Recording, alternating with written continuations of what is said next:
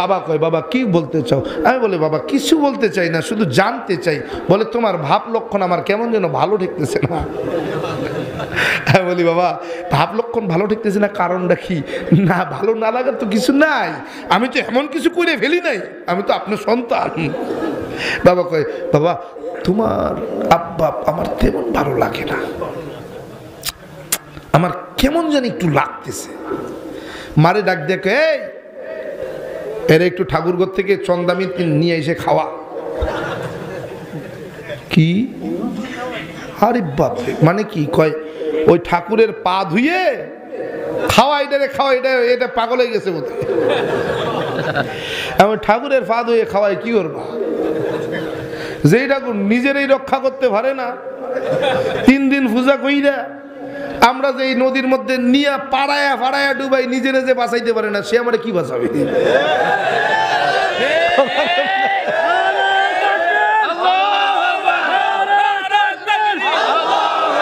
তুই পাগল, সত্যি পাগল হয়ে গেছে তোরে, এই পাগলামি তো আটকানো যাবে না। মারে কয় ছেলেটা বুঝে হারাইলাম রে, ছেলেটা বুঝে হারাইলাম। বাবা টের পেয়ে গেছে। বাবা কয় বাবা তুই সত্যি কি মুসলমান টুসলমান হয়ে গেছো নাকি? ও না হই নাই, এগুলো কেবল একটু দেখতেছি। আসলে মুসলমানরা এতদিন জানতাম মূর্খ, কিন্তু এখন দেখি আমরা মূর্খ। কারণ খালি এইটুক দেখি তো আর মুসলমান হওয়া যায় না, আর একটু দেখা দরকার না? ওটা কি দেখবি? আমি বললাম শুনছি খালি ওদের নবী নাকি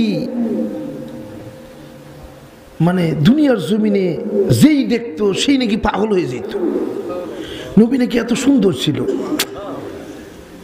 সেই নবী নাকি কোনোদিন কাউরে গালাগাল তো দূরের কথা, কারোর সঙ্গে খারাপ ব্যবহারও করে নাই। আরে ওই নবীরা তো দেখি নাই, কিন্তু ওই নবীর হাদিস পড়ে দেখছি। হাদিসের মধ্যে যা দেখলাম তাতে আমার মনে হইল যে নবী মনে হয় সত্যিই নবী। মানে কি? আমি বললাম বাবা একটা ওয়াকিয়া পড়লাম। কি? নবীর আদর্শের একটা বয়ান পড়লাম। এই আদর্শের বয়ানটা পড়ার পরেই চিন্তা করতেছি এইরকম নাকি মুসলমানের আদর্শ। এই আদর্শ যদি নবীর আদর্শ হয় তাহলে তো এটা মুসলমানেরও আদর্শ। বলে তুমি যে রসুলের আদর্শের বয়ান করলে এই রসুলের আদর্শ তুমি বাস্তবে পাবে না। ওরা সব রসুলের আদর্শকে মুছে গিয়েছে, ওরা রসুলের আদর্শ থেকে বের হয়ে গিয়েছে। তারা রসুলের আদর্শ বাস্তবায়ন করতে চায় না, তারা রসুলের আদর্শ অনুযায়ী জীবন সাজাতে চায় না। তারা শুধু নামে মুসলমান, তারা শুধু নামে মুসলমান। আমি অনেক গবেষণা করেছি, অনেক গবেষণা করেছি। বাবা বলতেছে আমি অনেক গবেষণা করেছি, কিন্তু আমি গবেষণা করে 0 পেয়েছি। তারা সত্যিকারের নামে মুসলমান, কামে মুসলমান না। আফসোস। বাবাকে বললাম বাবা আপনি যেই আদর্শ তালাশ করে পাননি, আমি ইসলাম গ্রহণ করে সেই আদর্শকে, সেই রসুলের আদর্শকে বাস্তবায়ন করার জন্যই ইসলাম গ্রহণ করতে চাই। বাবা কয় শুধু কষ্ট পাবে, কষ্ট পাবে, কষ্ট পাবে, তুমি কষ্ট ছাড়া কিছু পাবে না। আমি বললাম বাবা ইসলামটা এমন একটা গোলাপের মতো, ফুটন্ত এক গোলাপের মতো। বাবা বলে কি বলতে চাও? আমি বললাম বাবা একটা গোলাপ গাছে যখন একটা গোলাপ ফুটে, ওই গোলাপটাকে সবাই ছিঁড়তে চায়। কেউ কাটার আঁচড় খেয়ে ফিরে আসে, আর কেউ শত বাধার পরেও ওই গোলাপটাকে সংগ্রহ করে। কথা বলেন না কেন? বাবা আমি সেই কাটার খোঁচার আঘাত খেয়ে ওই গোলাপকে পেতে চাই। বাবা বলে কি বলো? আমি বললাম বাবা আমি সেই ইসলামকেই পেতে চাই। বাবা বলে ইসলাম তো খুব গরিব, দরিদ্র, দরিদ্রতা ছাড়া ইসলামে কিছু নেই। আমি বললাম বাবা আমি জানি, আমি যেই শান শওকতে জন্মগ্রহণ করেছি, মানুষ হয়েছি, ইসলামে হয়তো সেই শান শওকত নেই। আমি জানি ইসলামটাই গরিব, তবে ইসলাম জিন্দা ততক্ষণ পর্যন্ত থাকবে যতক্ষণ পর্যন্ত মুসলমান বুকের তাজা রক্ত ইসলামের জন্য রাস্তায় ঢেলে দেবে। আমি সেই বুকের তাজা রক্ত ঢেলে দিয়ে ইসলামকে জিন্দা রাখতে চাই, বাঁচিয়ে রাখতে চাই। বাবা বলে, বাবা তোমার যেই মনের তামান্না, জানি না তুমি কতদূর পর্যন্ত পৌঁছাতে পারবে, জানি না তুমি শেষ পর্যন্ত টিকে থাকবে কিনা, জানি না তুমি শেষ পর্যন্ত আমার কাছে আবার ফিরে আসো কিনা। প্রিয় ভাই আমার, এই ইসলাম পেয়েছি, গবেষণা করতে গিয়ে জীবনের শেষ সম্বল বাবা মা, ধন সম্পদ, বাড়ি গাড়ি, স্ত্রী সন্তান এবং কি চাকরিও হারাতে হয়েছে। থেমে নেই, চিন্তা নেই, ভয় পাই না, কারণ আমার আল্লাহ বলেন ফাইন্না মাআল উসরি ইউসরা, ইন্না মাআল উসরি ইউসরা। অতঃপর কষ্টের পরে সুখ আসবে, নিশ্চিত জেনে রাখো, কষ্টের পরেই সুখ আসবে। কষ্ট ছাড়া যেমন, কাটার আঁচড় ছাড়া যেমন গোলাপ হাসিল করা যায় না, কষ্ট ছাড়া ইসলাম পাওয়া যায় না। বাবা কয় জানি না, এই যে 12 মাসে 13 জন খোদা পাইলাম কোথায়? বাবা কয় জানা নাই, তাইলে করি কেন? বলে পূর্বপুরুষ বাপ দাদাই কইরে গেছে, তাই টাটকা দলিল। আমি বললাম বাবা যেহেতু এর কোনো দলিল নাই তো মানি কেন? বলে ভগবান শ্রীকৃষ্ণ বলে, এই জন্য মানি। আমি কোথায় বলে? বাবা কয় জানি না, তবে তুমি তো পণ্ডিত, তুমি একটু বলো ভগবান শ্রীকৃষ্ণ কোথায় যেন বলছেন। কি বলছেন? আমি অগণিত অবতার হইয়া মানুষের কল্যাণে দুনিয়ার জমিনে যুগে যুগে কালে কালে অবতরণ করলাম, সমস্ত অবতারগণ আমি ভগবান শ্রীকৃষ্ণকে মেনে নিল। আমি বলি বাবা এটা রাজভোগ কিতাবের 2192 পৃষ্ঠার মধ্যে আছে মন্ত্রখানা। বলে কি মন্ত্র? আমি বললাম কৃষ্ণং কৃষ্ণং শ্রী নন্দকেশ সর্বনাম যুগে। বাবাই কয় মানে কি? আমি বললাম ভগবান শ্রীকৃষ্ণ যুগে যুগে কালে কালে মানুষের কল্যাণে অগণিত অবতার হয়ে দুনিয়ার জমিনে অবতরণ করেছেন, সমস্ত অবতারগণ ভগবান শ্রীকৃষ্ণকে আবার ভগবান বলে স্বীকার করেছেন। কয় ঘটনা সত্য? কেমনে সত্য? মানুষের কল্যাণে যখন যুগে যুগে কালে কালে অবতার হইয়া দুনিয়ার জমিনে অবতরণ করলেন, তখন এই অবতারগুলোকে কোন ভগবান পরিচালনা করেছেন? ভগবান শ্রীকৃষ্ণ যখন যুগে যুগে যুগের বিবর্তনে, কালের পরিবর্তনে পূর্ব দিকে সূর্য হইয়া ঝুলে গেলেন। সূর্য আমাদের দেবতা, সূর্য আমাদের ভগবান। যখন শ্রীকৃষ্ণ ভগবান ওই সূর্য হইয়া পূর্ব আকাশে ঝুলে গেলেন, তখন কোন ভগবান প্রত্যেক দিন পৃথিবী শুরু থেকে আজ পর্যন্ত পূর্ব দিকে সূর্য উঠিয়া পশ্চিম দিকে ডুবায়, এই ভগবানের নামটা কি জানা যায়? বলে কেন? ভগবান শ্রীকৃষ্ণ। আমি বললাম তিনি তো নিজেই সূর্য হয়ে গেছেন, তিনি আবার কেমনে পরিচালনা করবেন? এরে বাবা, ওই সূর্যকে যিনি পরিচালনা করেছেন, যেই সূর্যকে আমরা শীতকাল আর গরমকাল নাই, সকালে ঘুম থেকে উঠিয়া গলা পানিতে নামিয়া সূর্যদেবের প্রণাম করি, ওই সূর্যদেবের যিনি পরিচালনা করেন, যিনি ওনার ড্রাইভারি করেন, যার হুকুমে ওই সূর্যদেব পূর্ব দিকে উইঠা পশ্চিম দিকে ডোবে, ওই ভগবান আর কেউ নয়, কেউ নয়, মুসলমানদের আল্লাহ।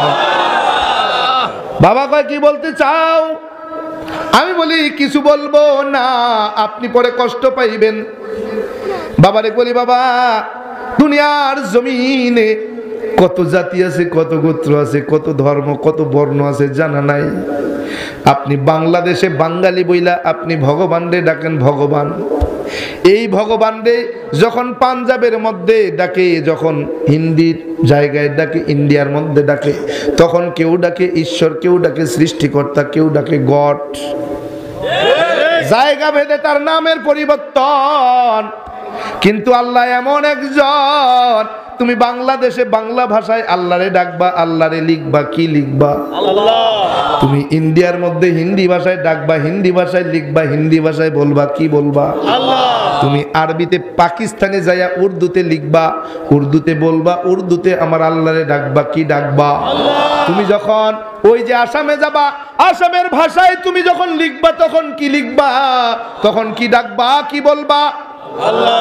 তুমি যখন সৌদি আরবে যাবা, ওই সৌদি আরবের মধ্যে যাইয়া তুমি আমার আল্লাহরে কি লিখবা, কি বলবা, কি বলে ডাকবা? আল্লাহ। অতএব আমার আল্লাহ এমন এক সত্তার নাম, যিনি যেই জায়গায় যেমন ঠিক সেই জায়গায় তেমন। যে কোনো ভাষায় তুমি আমার আল্লাহকে ডাকবা, আল্লাহই ডাকতে হবে, অন্য কিছু ডাকার ক্ষমতা নাই। কথা কন না কেন? বাবা কয় কি ব্যাপার, কি বলতে চাও? আমি বললাম বাবা শুধু জানতে চাই, জানতে চাই, বলতে চাই না। বাবা কয় কি বলতে চাও? আমি বললাম বাবা গো, সৃষ্টিকর্তা 12 মাসে 13 জন হতে পারে না, কারণ 13 জন যদি সৃষ্টিকর্তা হতো, 12 মাসে 13 জন খোদা হইতো, তাইলে এই দুনিয়া আর থাকতো না, দুনিয়া বিবর্তনে পরিবর্তনে ধ্বংস হয়ে যাইতো। অতএব খোদা আমার একজন। কে সে? বলে একমে বা দ্বিতীয়ম। সৃষ্টিকর্তা কয়জন? একজন, এক অদ্বিতীয়। বলে সৃষ্টিকর্তা একক অদ্বিতীয়। বলে একম এবং অদ্বৈতম। বলে সৃষ্টিকর্তা কয়জন? বলে সৃষ্টিকর্তা একজন, তিনি কারো মুখাপেক্ষী নন। একম ব্রহ্মাদ্বৈত নাস্তি নহিনা নাস্তি কিঞ্চন। বলে সৃষ্টিকর্তা একজন, তিনি কারো মুখাপেক্ষী নন। বলে তিনি কারো মুখাপেক্ষী নন, তিনি এমন, তিনি খানো না, ঘুমানো না, স্ত্রীও নাই, সন্তানও নাই, জন্মও দেন নাই, জন্মগ্রহণও তিনি করেন নাই। আমার আল্লাহ জানায়া দেয়, কুল হুয়াল্লাহু আহাদ আল্লাহুস সামাদ লাম ইয়ালিদ ওয়া লাম ইউলাদ ওয়া লাম ইয়াকুল লাহু কুফুয়ান আহাদ। আল্লাহু আকবার কইেন না।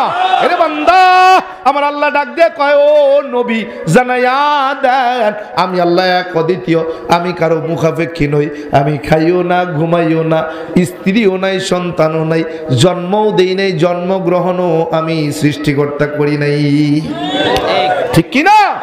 তাইলে এবার মিলাইয়া দাও। বাবারে কইলাম বাবা যদি ভগবান শ্রীকৃষ্ণ হয়, তাইলে ভগবান শ্রীকৃষ্ণের সঙ্গে এই 3টা মন্ত্র যদি মিলা যায়, আমি মুসলমানদের আল্লাহকে নয় ভগবান শ্রীকৃষ্ণকেই ভগবান মানতে রাজি। বলে মিলাই দাও, মিলাও।